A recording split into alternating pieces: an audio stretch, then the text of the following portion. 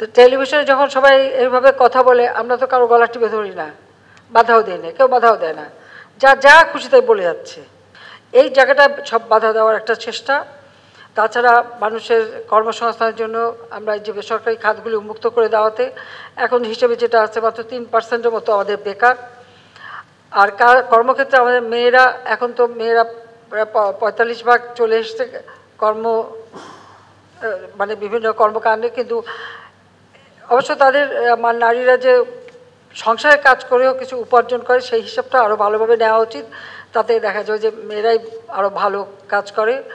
পাশাপাশি স্কুলে একটা সমস্যা হচ্ছে, সেটা হলো ছেলেদের সংখ্যা কমে যাচ্ছে, মেয়েদের সংখ্যা বেশি। আমি বিবিএসকে বলছি যে এটা হিসাব নেন যে ব্যাপারটা কী কারণে কমে যাচ্ছে। এবারে পাস করলেও আপনারা দেখছেন মেয়েরা বেশি পাস করছে, ছেলেরা কম।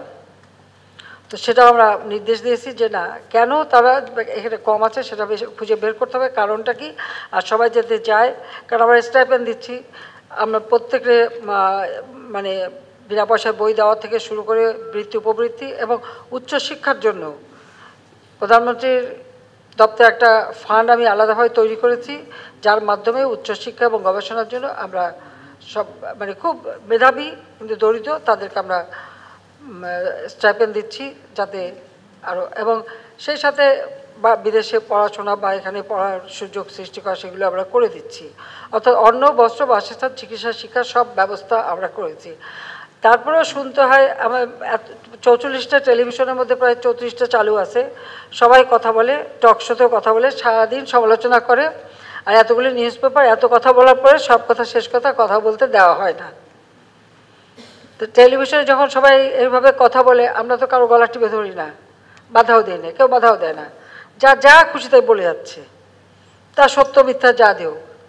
বাংলাদেশ ডিজিটাল বাংলাদেশ, এখন সকলেই হাতে সবার হাতে মোবাইল ফোন, এই মোবাইল ফোন আমরা দিয়েছি, ডিজিটাল বাংলাদেশ করে দিয়েছি, 4G চালু, যে যার মতো মানে সোশ্যাল মিডিয়াতে সবাই সংযুক্ত হয়ে সেখানেও সমালোচনা, মিথ্যা, অপবাদ। আর সবথেকে সমস্যা ভবিষ্যতে যেটা আরও হবে সেটা হচ্ছে আর্টিফিশিয়াল ইন্টেলিজেন্সের মাধ্যমে যে মানুষকে হেয় প্রতিপন্ন করা, সেটাও করা হচ্ছে। সেটাকেই নজরদারিতে আনার জন্যই আমরা ব্যবস্থা নিয়েছি, কিন্তু সেটা আমরা নিচ্ছি এবং আন্তর্জাতিকভাবে এটা শুধু আমাদের দেশ না, সব উন্নত দেশগুলি এখন এই ব্যাপারে খুব চিন্তিত।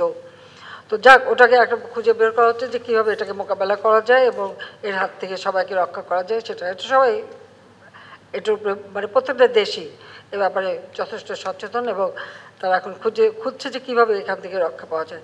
তো যাক, আমি এটুকু বলবো যে আজকে বাংলাদেশটা যে এগিয়ে যাচ্ছে এবং আমাদের যে টার্গেট ছিল 2021 রূপকল্প আমরা ঘোষণা দিয়েছিলাম, দিন বদলের সনদ দিয়েছিলাম। আমরা ওই 21 সালে যখন আমরা জাতির পিতার জন্মশতবার্ষিকী এবং স্বাধীনতা সুবর্ণ জয়ন্তী উদযাপন করি, তখনই কিন্তু আজকে আমরা উন্নয়নশীল দেশের মর্যাদা পেয়েছি।